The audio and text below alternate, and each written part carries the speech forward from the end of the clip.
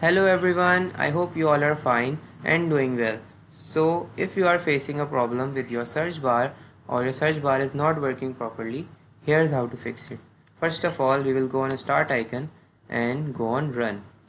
Here you will type services.msc and then you will hit OK. Here we will search for Windows search.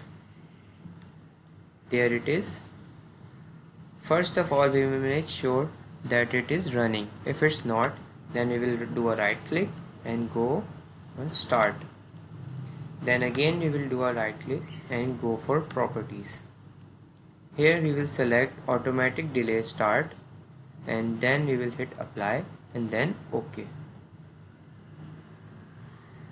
If the problem is still pending, then I will give you a command in the description below. You will just copy that and paste on run.